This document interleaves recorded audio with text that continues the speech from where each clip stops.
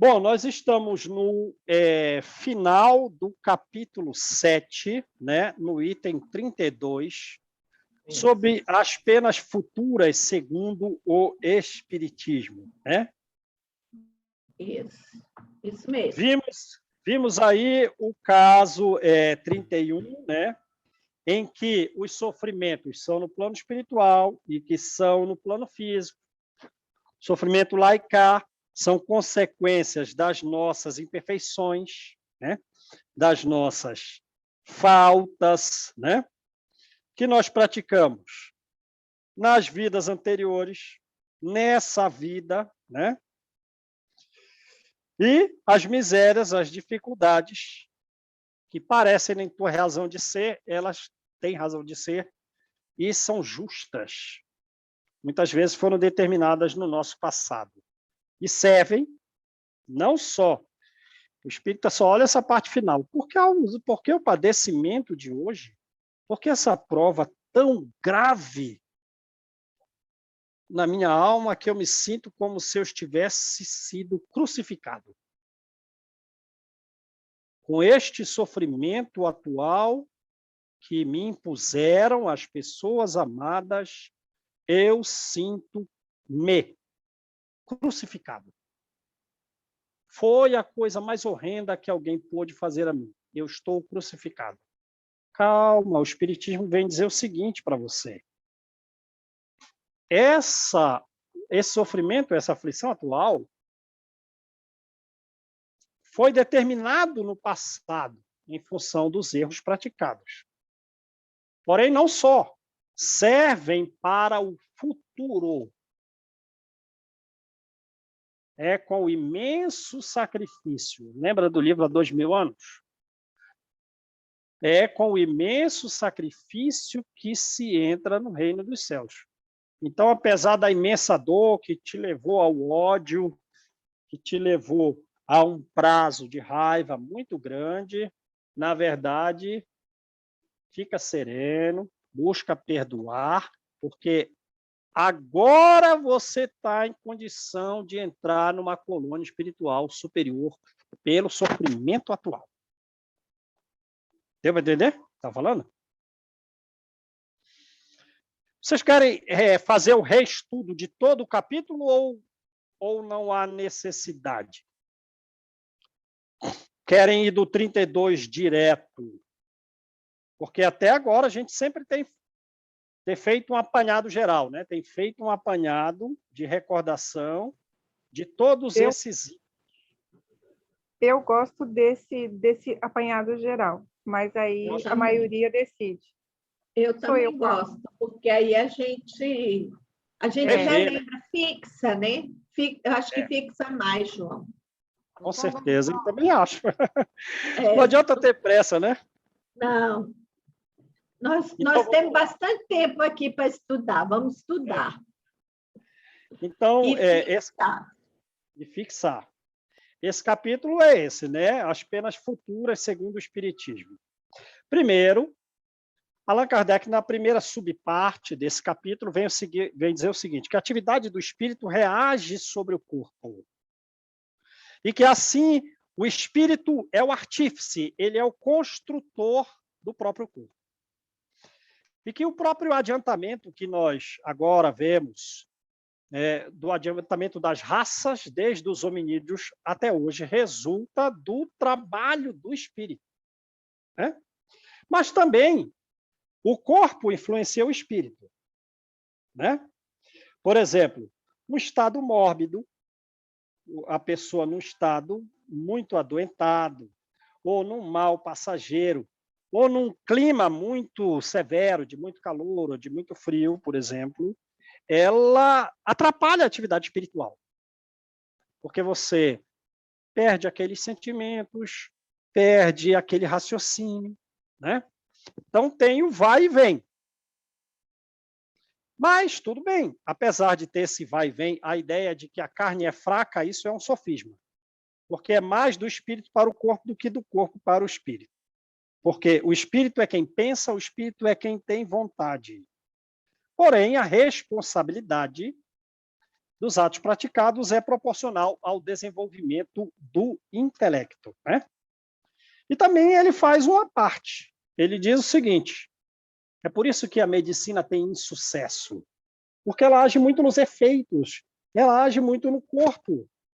Quando as disposições internas morais do espírito podem combater aquele efeito medicinal dado no corpo, diz Kardec. Então, a cura definitiva ela tem que vir antes do elemento espiritual, de dentro da alma, porque senão a medicina vai ficar patinando e não resolve nada.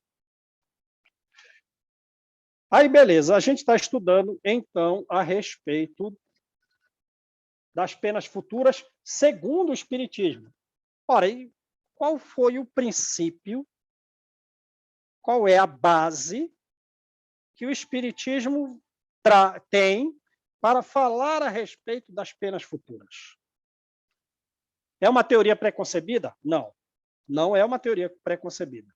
Vem da onde, então, essa autoridade para vocês acharem que podem falar a respeito das penas futuras? Essa autoridade vem das observações. Observação de quê? Das almas dos mortos, porém com uma condicionante. Qual? Essas almas, elas vêm falar do seu estado feliz ou do estado infeliz e de como deu o processo de passagem pela morte do corpo. Mas isso não é condicionante. É sim. Por quê? Porque não é só um único espírito que vem falar. E não é uma única pessoa que está a ouvir. São milhares. São milhões de espíritos de todas as categorias. E eles que vêm dizer se estão bem, se estão mal e como foi a passagem deles pela morte. E eles vêm dizer a uma pessoa? Não. Eles vêm falar em todos os pontos da Terra. Há pessoas que nasceram e morreram e nunca se viram. E essa revelação, portanto, ela não é um privilégio para ninguém. Não é um privilégio de ninguém. Todo mundo pode ver. Ninguém está obrigado a crer porque Kardec crê que seja assim ou porque, seja lá quem for, diz que é assim. Todo mundo pode ver com os próprios olhos. Então, essa é a base. Uma comunicação de milhões de espíritos de todos os níveis a diversos pontos na Terra. Lembra, Kardec se comunicava com mais de 1.000 centros espíritas sérios, espalhados pelo mundo, centro espírita até no Peru. Então, ele estava numa condição de ler as mensagens e de ver a concordância das mensagens. O espírito dizer: olha, eu estou bem e provavelmente foi porque eu fiquei fazendo isso na Terra e vinha mensagem de outro lugar e havia concordância nas mensagens. Bom, tudo bem. Então, se essa é a autoridade, qual é o próprio código? O próprio código tem aí esses 33 itens. Qual é o primeiro? O sofrimento na vida futura é consequência da imperfeição da qual nós não nos libertamos. O estado, então, feliz ou o estado infeliz vai depender da nossa depuração. O 2, a felicidade perfeita é para quem se depurou completamente. Então, toda a imperfeição nossa gera sofrimento e priva alguma alegria e priva algum gozo, alguma felicidade. E toda a qualidade, pelo contrário, ela gera gozo, gera alegria, gera felicidade e atenua sofrimento. Então, o 3 é mais ou menos um resumo do 1 e do 2, colocando no campo geral. Porque o 3 vai dizer o seguinte: a soma das penas é proporcional à soma das imperfeições. E a soma das alegrias, dos gozos, é proporcional à soma das qualidades. E o 4, o que diz? O 4 diz que, pela lei do progresso, todos temos a possibilidade de adquirir o bem que nos falta e nos despojar do mal que possuímos. A possibilidade, porque o angariar de bens e o despojar do mal vai depender da nossa vontade, do nosso esforço. O futuro está aberto para todo mundo, mas cada um vai ter o mérito das suas próprias obras. O 5 vai dizer que No resumo, o sofrimento é inerente, está vinculado à imperfeição, e a alegria, o gozo, está vinculado à perfeição. Uma imperfeição e o outro à perfeição.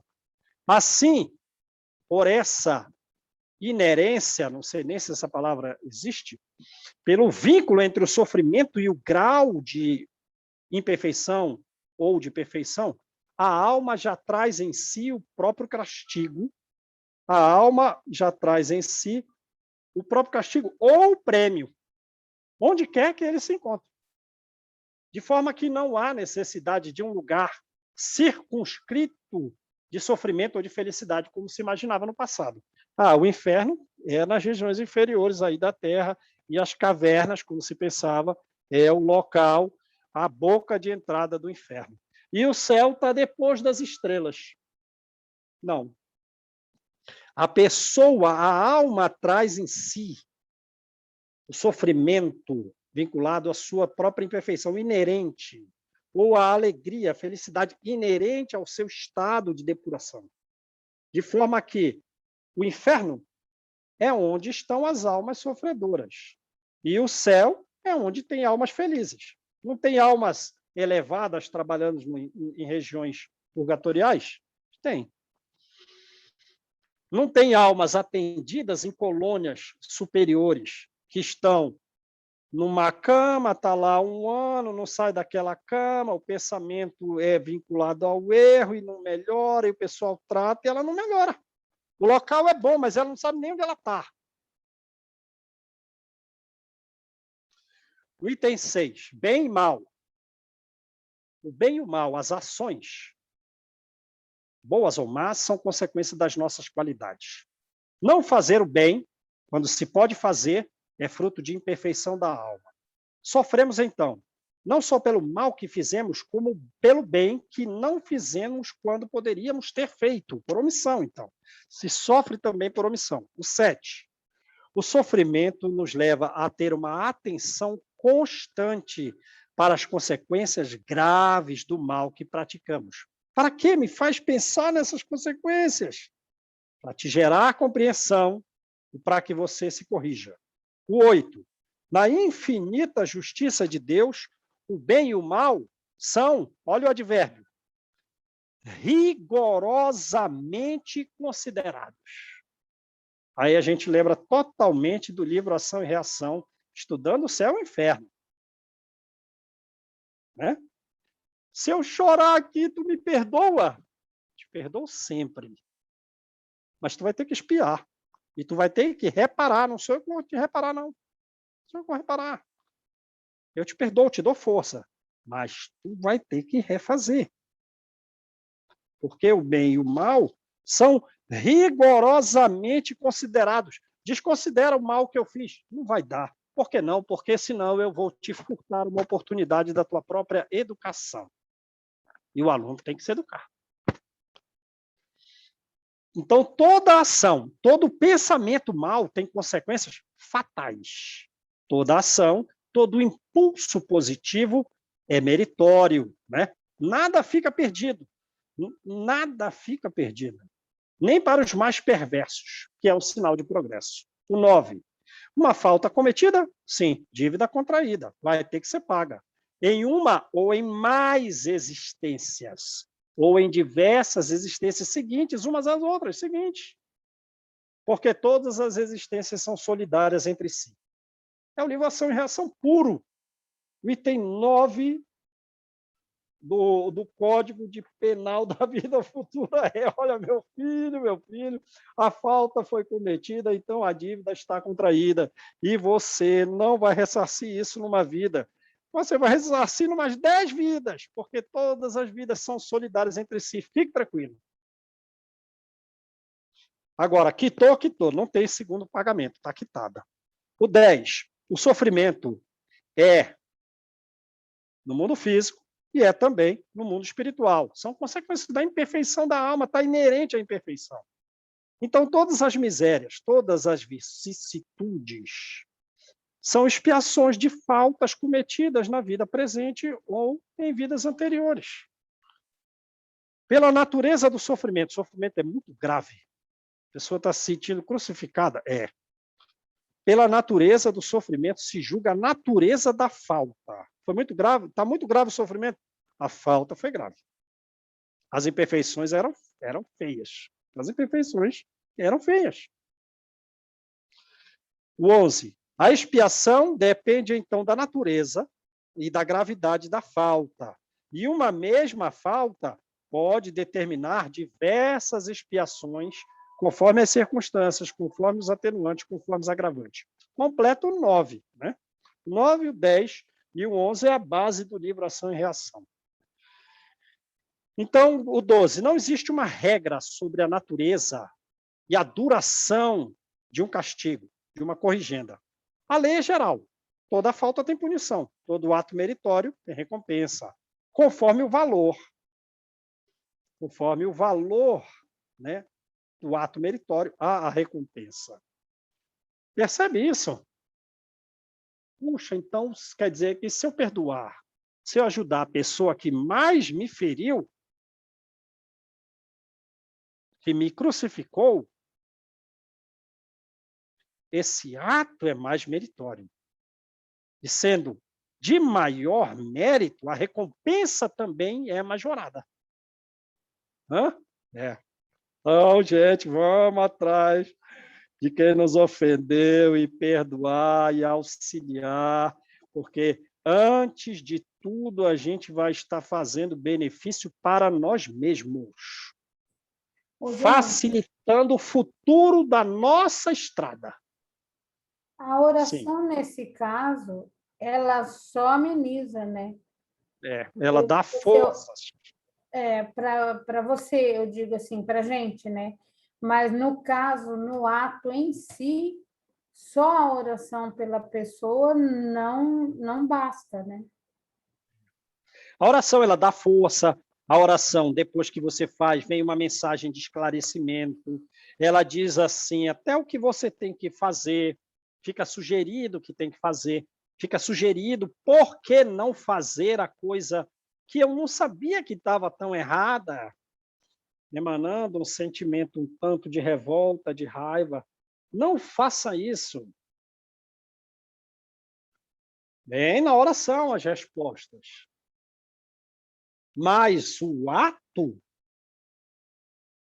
da execução, da reparação, é pessoal e intransferível.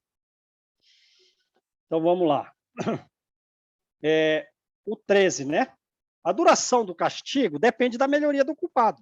Não existe uma condenação com prazo fixo, com prazo determinado. O tempo do sofrimento vai depender da efetiva melhoria da pessoa. Então, cada um, e portanto todos nós, somos os árbitros do nosso destino. A persistência no mal prolonga o sofrimento. A prática do bem suaviza, abrevia o sofrimento. Teria um duplo inconveniente condenar por um prazo certo. Não, sua punição vai durar 3 anos. Não pode. Por quê? Porque a gente ia manter em sofrimento aquela pessoa que melhorou. Ou ia libertar quem ainda está perdurando no mal. Então, o mal moral é o que causa o sofrimento. O mal moral é o que causa o sofrimento. E o sofrimento vai persistir enquanto subsistir o mal moral. Diminui de intensidade se o mal for desaparecendo. 14. O culpado, assim, agora o 14 é uma ficção, mas nem tanto assim, né? O culpado que não se melhorasse sofreria eternamente. E a gente sabe que tem espíritos que ficam séculos, né? Fica milênios até. O 15. Uma condição da inferioridade das almas é não ver o fim do seu próprio sofrimento. É acreditar que ela sofrerá, que a pessoa vai sofrer para sempre. 16. O arrependimento é suficiente? Não. O arrependimento é só o primeiro passo para a regeneração. Não é suficiente só o arrependimento, são necessários. O que mais? A expiação e a reparação. Então, quais são as condições necessárias para apagar uma falta e suas consequências?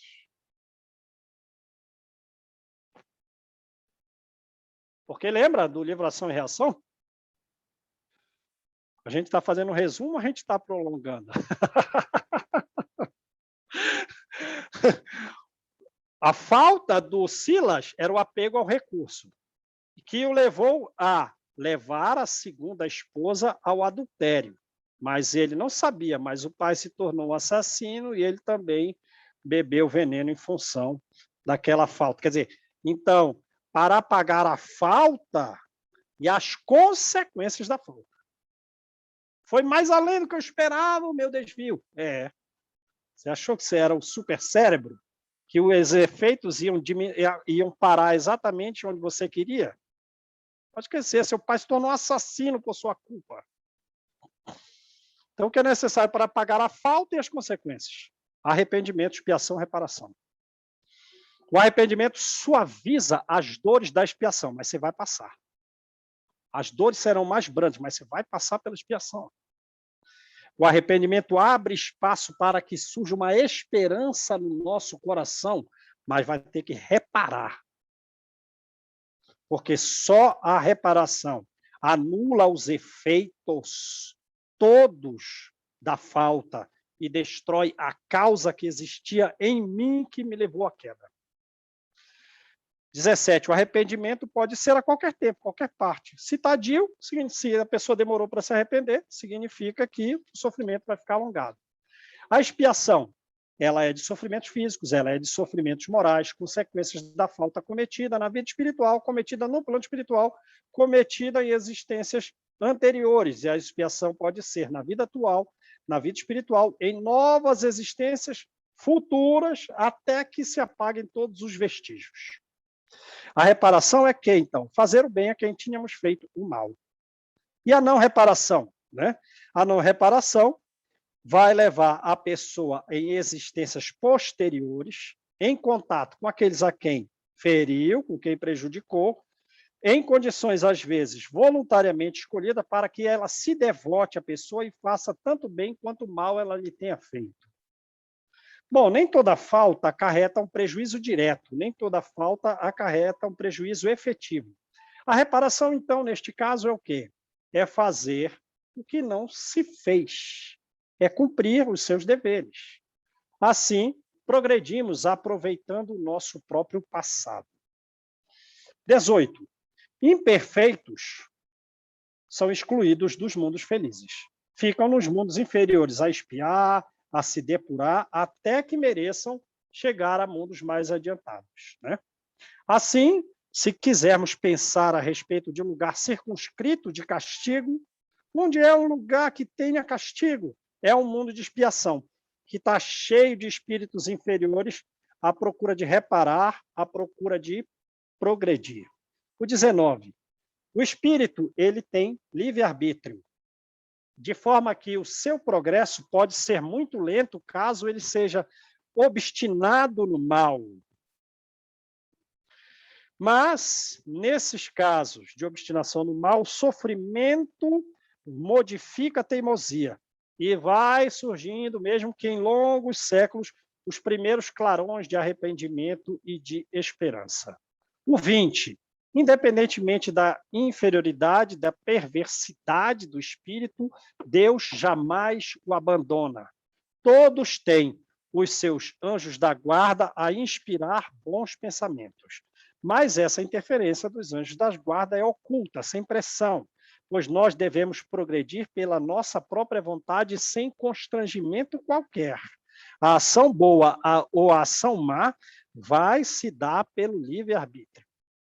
É um erro a pessoa supor que existe a lei do progresso, existe. Então vou deixar para me elevar depois, tá? Porque está muito bom o que eu estou fazendo aqui, né? É um erro pensar assim primeiro, porque o inferior não vê quando vai acontecer o fim do seu sofrimento. E o inferior percebe que ele é o autor da sua própria infelicidade e que, portanto, depende dele fazer com que a infelicidade cesse. E o sofrimento não vai cessar se ele mesmo não lhe der fim. Essa ideia de que deixa para depois, existiria e faria sentido com a ideia de penas eternas. Por quê? Com as penas eternas, então eu vou ser punido eternamente? Vai. Então, não tenho esperança de melhorar? Não. Então, meu amigo, então eu vou fazer tudo de errado. Eu não tenho razão para me converter. 21. Cada um é responsável pelas próprias faltas, não se sofre pelos erros alheios. Uma mãe quer substituir o filho lá na região infernal. Não vai dar. Não vai substituir nem no presídio aqui, quanto mais lá.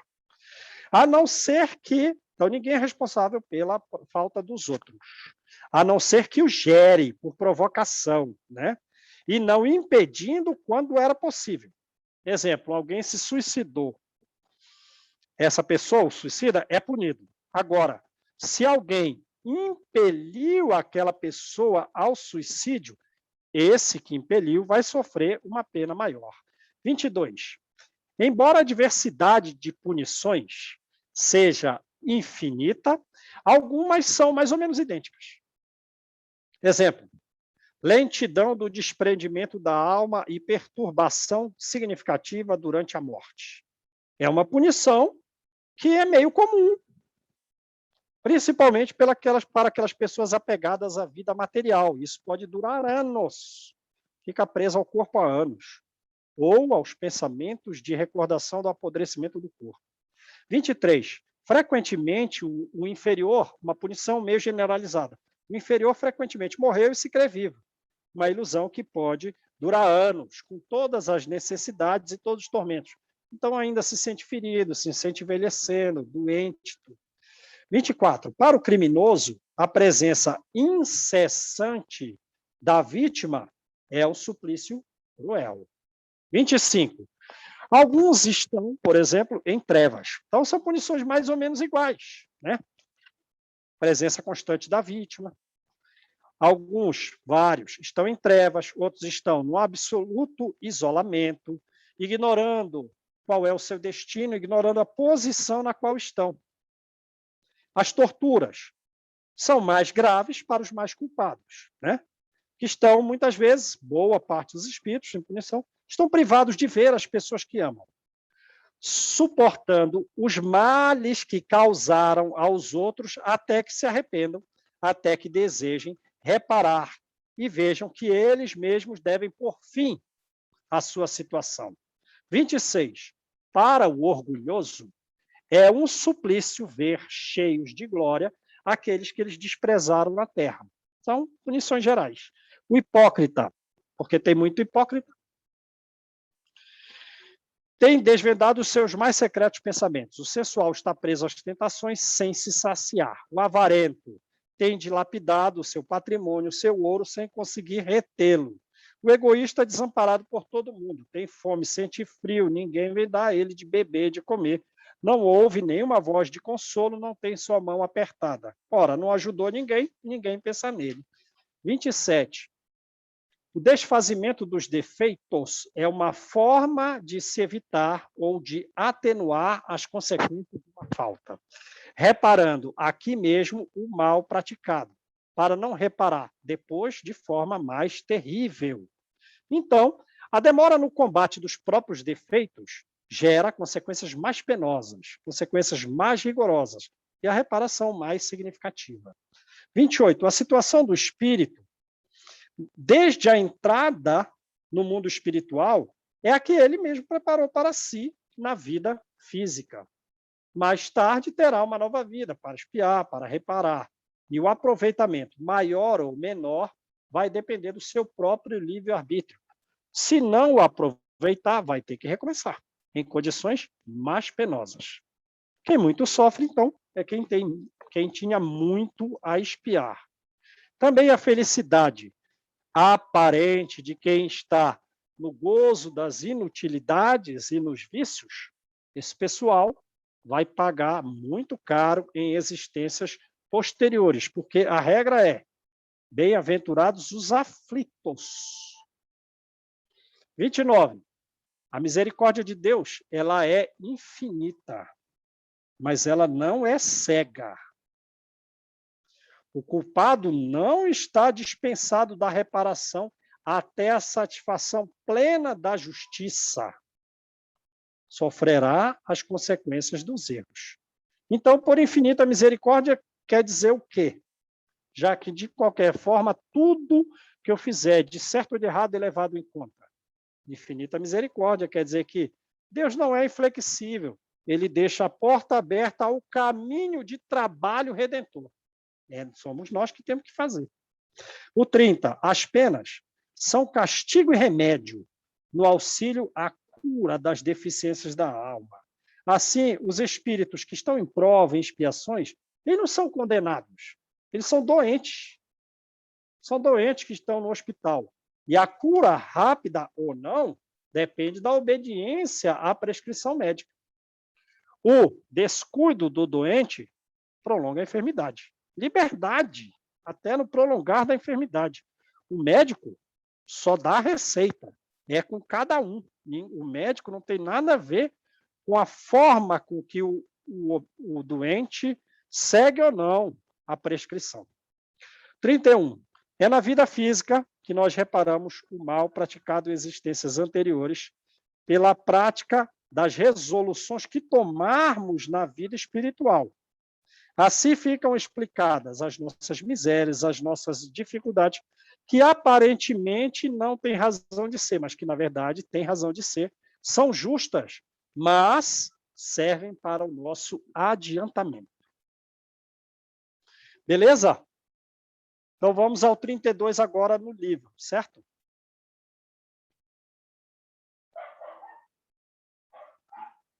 Deus pergunta-se: não daria maior prova de amor por suas criaturas se a tivesse criado infalíveis e, por conseguinte, isentas de vicissitudes, de problemas inerentes à imperfeição? Pô, não seria bom que ele já me criasse capaz de fazer tudo o que Jesus já faz? Criar um mundo. Olha, João acabou de nascer, já é capaz de criar um planeta. Para tanto, seria preciso que ele criasse seres perfeitos. Nada mais tendo esses seres perfeitos a adquirir, quer em conhecimentos, quer em moralidade. É fora de dúvida que Deus poderia fazê-lo. E, se não os fez, é que, em sua sabedoria, quis que o progresso constituísse lei geral. Os homens, então, a gente vai discutir com Deus, dizendo que ele deveria ter nos criado perfeitos e não perfectíveis. Já me fizesse pronto, cheios de conhecimento e de moral, vamos ficar discutindo com Deus? Os homens são imperfeitos e, como tais, sujeitos às vicissitudes mais ou menos penosas, a dificuldades, a problemas, a contrariedades. Esse é um fato. É um fato que é assim. Somos imperfeitos, temos a lei do progresso. Isso é um fato. Temos que aceitar, já que é isso que existe. Concluir por isso que Deus não é bom, nem justo, seria revoltar-se contra a lei de Deus.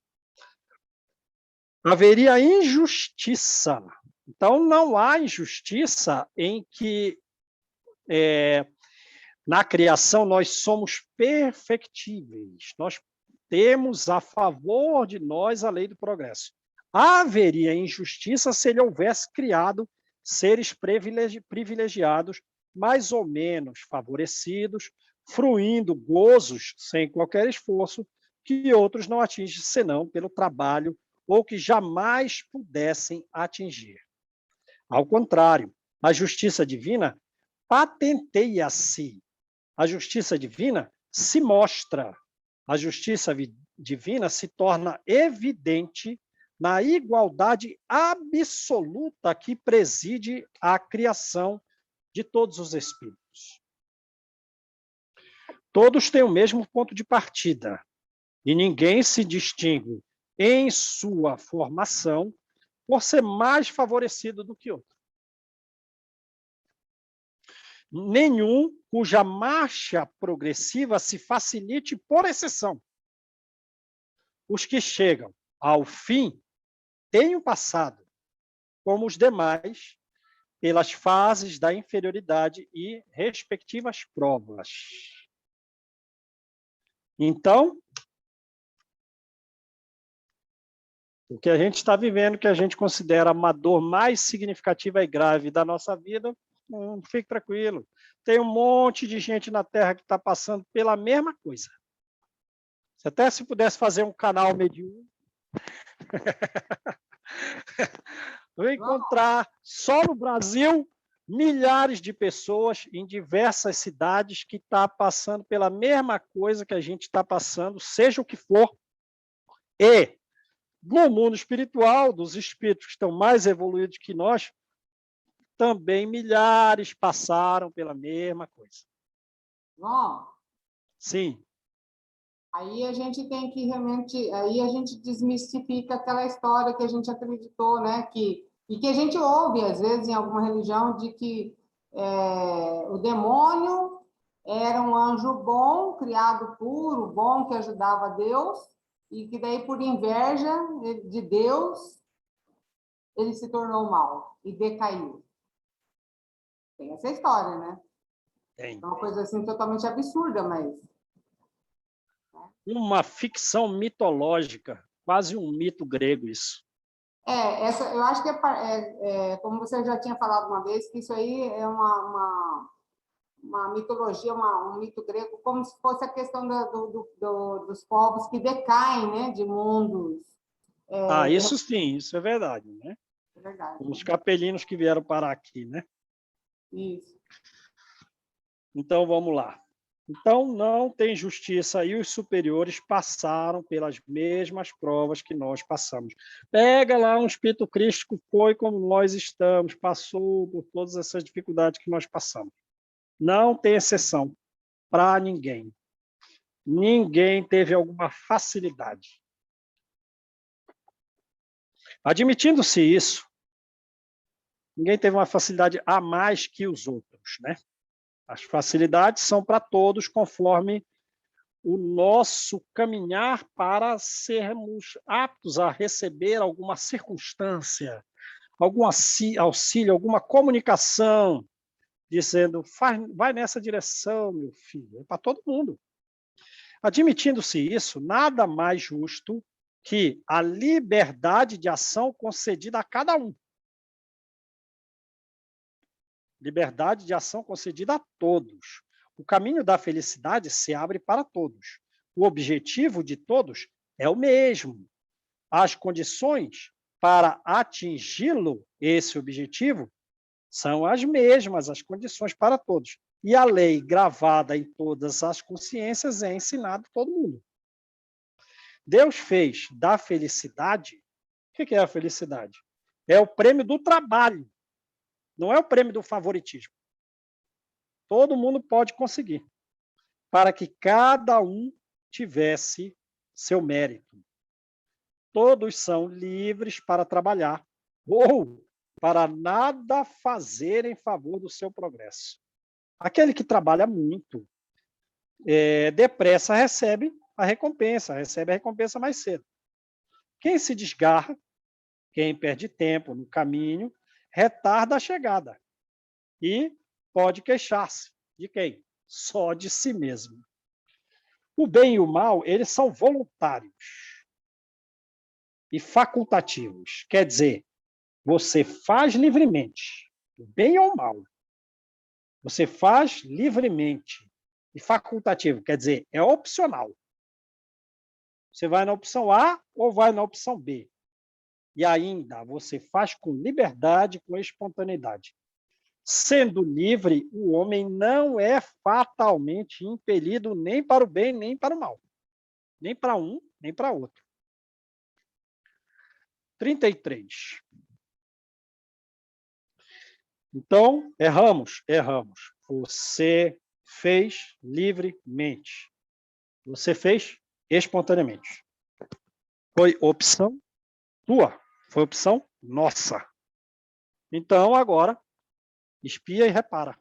Arrependeu-se? Arrependi. É suficiente? Não. Tenho que espiar? Tem.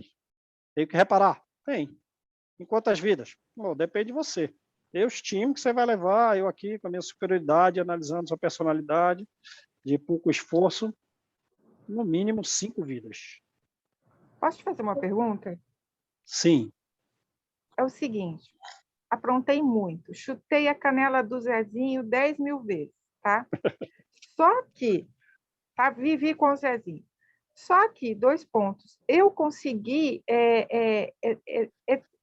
ter uma aceitação maior, enfim, eu progredi em vários aspectos. O Zezinho continuou ali naquela mesma toadinha dele. Tá? Eu sei que eu cometi aquela falta, eu sei que eu vou ter que reparar, porque eu chutei a canela dele 10.000 vezes. Será que necessariamente eu vou ter que voltar com esse Zezinho, mesmo ele tendo aprontado todas, para eu ter chutado ele 10.000 vezes? Sim, talvez não na mesma condição. Se você melhorou, progrediu, e, por exemplo, digamos que o Zezinho era o seu cônjuge, né? Era o seu cônjuge, ou era o seu irmão, mas você realmente melhorou em vários aspectos, você errou lá no passado, beleza. Mas o Zezinho continua vinculado a você desde vidas pregressas e ele talvez seja o seu filho na próxima vida. Não vai ser mais o cônjuge ou o irmão, vai ser o filho, porque realmente você progrediu. Mas para você atingir a serenidade elevada que você tanto deseja, a paz tão elevada que você tanto deseja, você tem que carregar o Zezinho junto. É o que a Mesmo ele gente... tendo sido o maior salafrário de todo o universo conhecido, até o buraco negro, não pode ser outro, o Joãozinho, que esteja na mesma condição. Porque aí Não. eu estaria reparando aquela falta. Porque se a gente lembrar de... toneladas. Porque se a gente lembrar de Emmanuel e do livro Ação e Reação, e agora o Código Penal da Vida Futura, o Zezinho é assim, o super salafrário do universo, porque em vida anterior eu contribuí para que hoje ele tivesse essa personalidade. Então, eu só vou atingir a serenidade quando eu for capaz de auxiliar a transformar a personalidade de salafrário do Zezinho, que eu ajudei a construir em múltiplas vidas, para uma personalidade de honestidade, de paz e de honra. Mesmo que eu não tenha sido o plano A quando do projeto reencarnatório. Agora, digamos assim, como é que a gente vai saber a respeito aí do plano A ou do plano B? Porque, no fundo, os planos todos, né, pensam, os planos todos se emaranham danado. De forma que só espíritos muito elevados eles têm o gabarito de coordenar todos esses planos aí. Mas a gente já vem de histórias vinculadas a esses espíritos há muito tempo. E como diz o livro Ação e Reação, nós vamos ficar. Ele vai falar assim, né? Mas não estou querendo tirar a esperança de ninguém, porque eu estou na mesma situação. Porque não tem... Mas você vai ter que pagar bastante. Não tem facilidade para ninguém. Não tem facilidade para ninguém, não tem. Ele vai ter que pagar bastante. Ele tem várias. Mas a gente vai estar junto. Mas a gente vai estar junto. Ô, João, e se o Lembra, o livro Ação e Reação, que eu não falei, a frase dele diz assim: nós vamos ficar vinculados a espíritos mais desequilibrados do que nós em longo tempo. Então, eu tenho aqui meu cônjuge, que às vezes falha, ou que eu falho com ele. Eu progredi, o cônjuge não. Errou o cônjuge. E aí, na próxima, eu não quero mais, tá bom. O cônjuge falhou grave. Falhou. Mas vamos fazer o seguinte: você vai ser o pai do cônjuge. Você vai ser... Você não vê aquelas mães? Olha, não, eu vou de novo com você, e essas mulheres com as quais você adulterou, elas serão nossas filhas. Não é ver a mãe de André Luiz?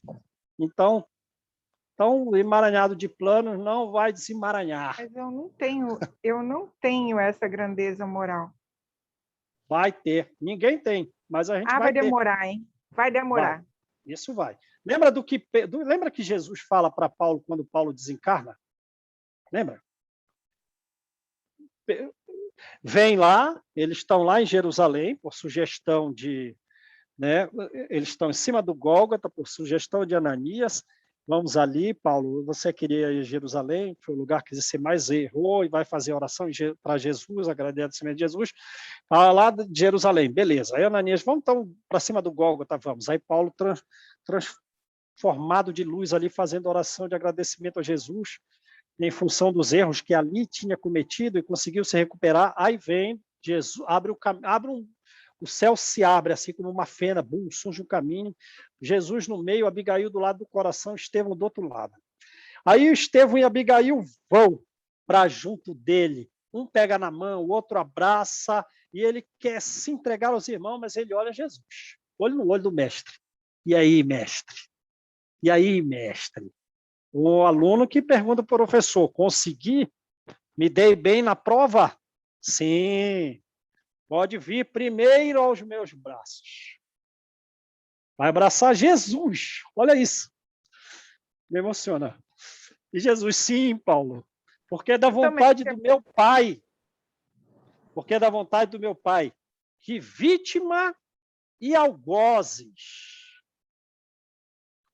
Que vítima e algozes se reúnam no reino de Deus.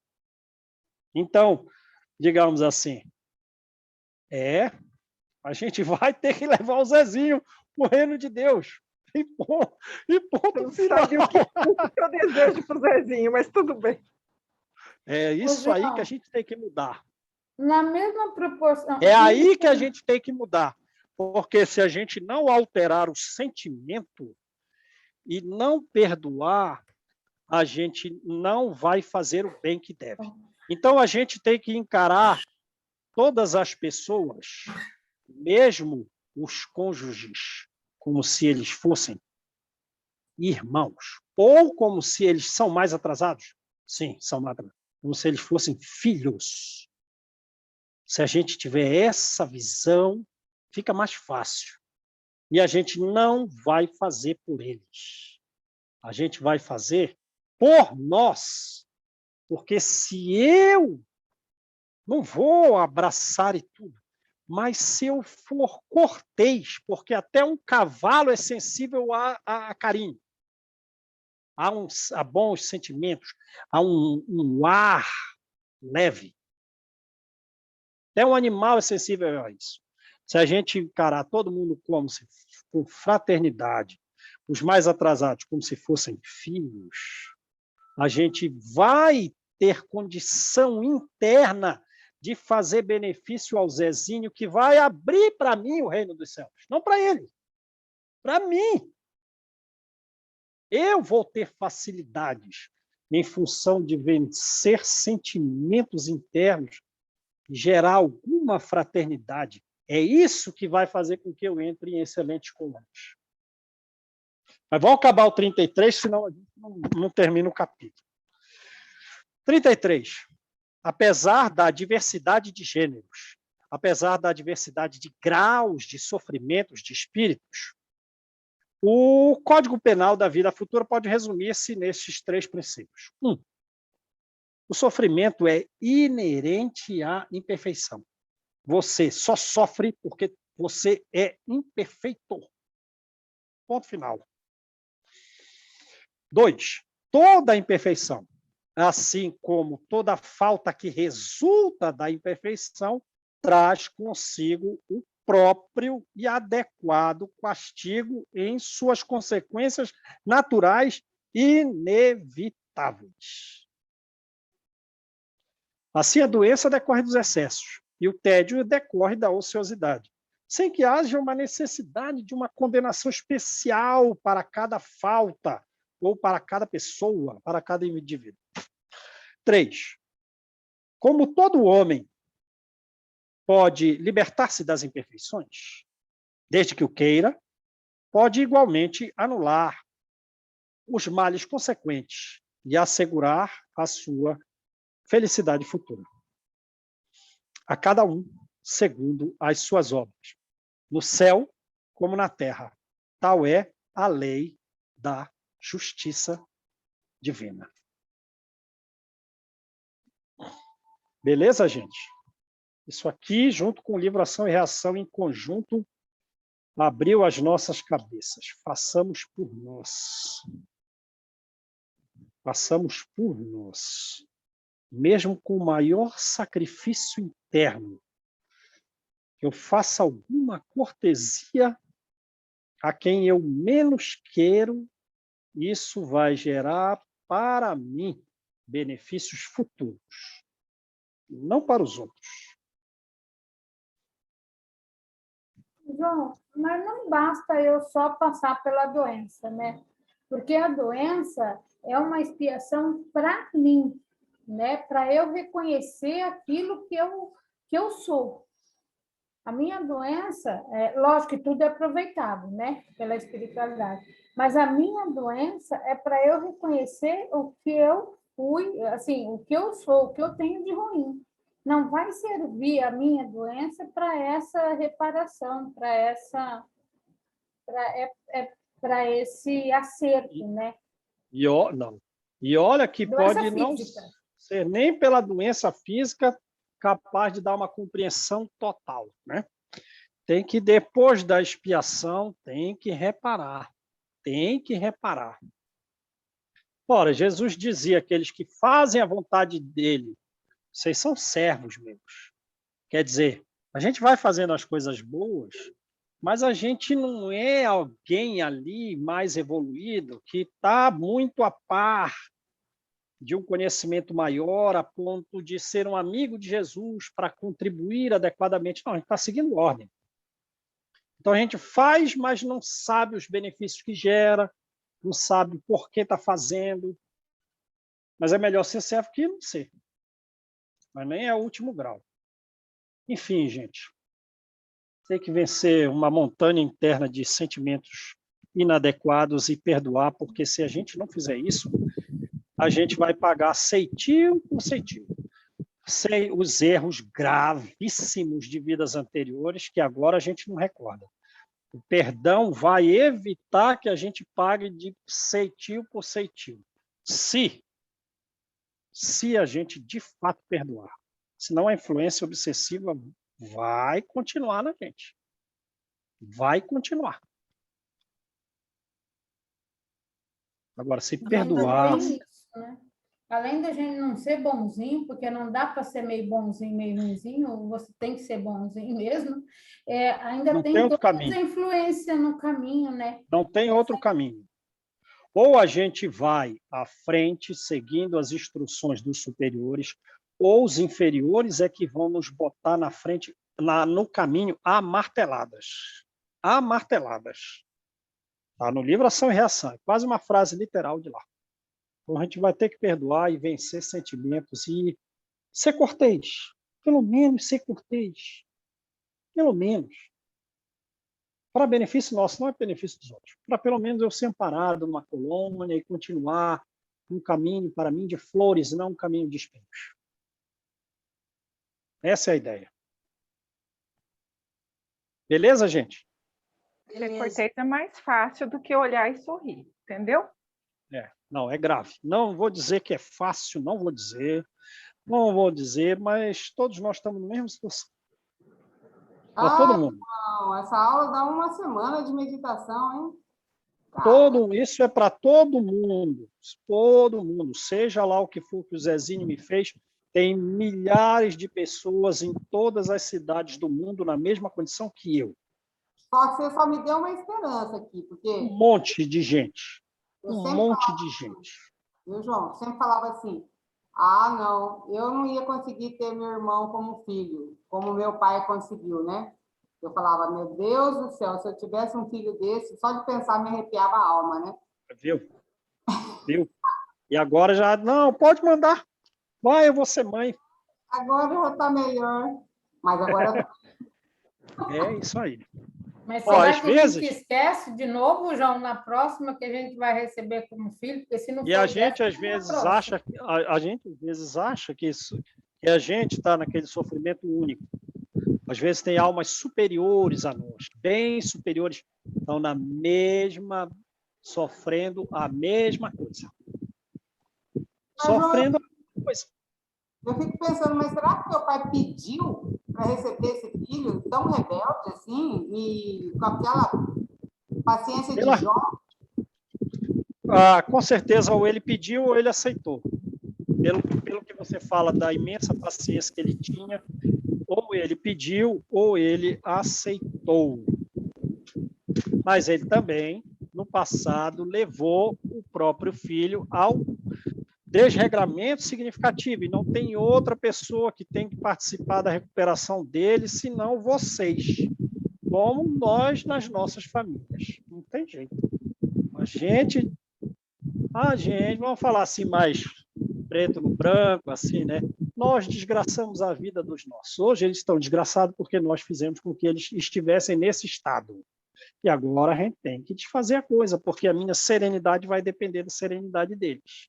E se eles não atingirem a serenidade, eu vou ser cortês, eu vou ser, no mínimo, gentil, para que eu construa, para mim, um caminho de flores, e não um caminho de espinhos. Mas se eu resistir, eu não estou plantando, eu estou perdendo tempo. Se eu resistir sentimentalmente, eu estou perdendo tempo. Mas é difícil? É. Mas é esse sacrifício que é o mais agradável a Deus. Mas, João, por isso que na vida nós somos filhos, pais e avós. As 3 oportunidades que nós temos. Então, não fica com a ideia de esse cônjuge é meu, porque o negócio é a fraternidade. Não, mas eu quero ficar a alma gêmea dessa pessoa por milhares de anos, talvez não dê. Não vai, ela vai ter que ficar com outra pessoa, se enrolou, vai ter que se desenrolar, mas você vai ser o pai de algum deles. Você vai ser o avô de algum deles. Como a Cida está falando aí, você vai participar. E tem que participar para solucionar, e não para complicar. Pode ser o vizinho, né? O vizinho não participa de nada, só cumprimenta de manhã ou de noite. Vizinho também é gente. Gente, ô vizinho, não. Tem que estar ali no meio do rolo.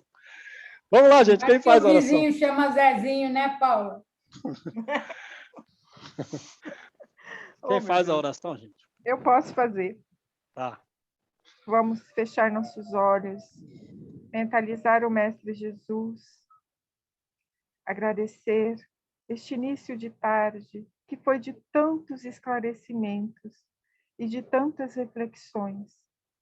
Agradecer o João, aos dirigentes deste curso, que nos propicia as ferramentas necessárias para que nós possamos alcançar a nossa evolução. Pai, abençoe a cada um de nós nas nossas jornadas, nos nossos bons propósitos, assim como pedimos por todos aqueles que não puderam estar presentes. Nos ilumine, nos abençoe e nos guarde, hoje, agora e sempre. Que assim seja. Gente, muito obrigada. Tchau, gente. Um grande abraço. Fiquem com Deus.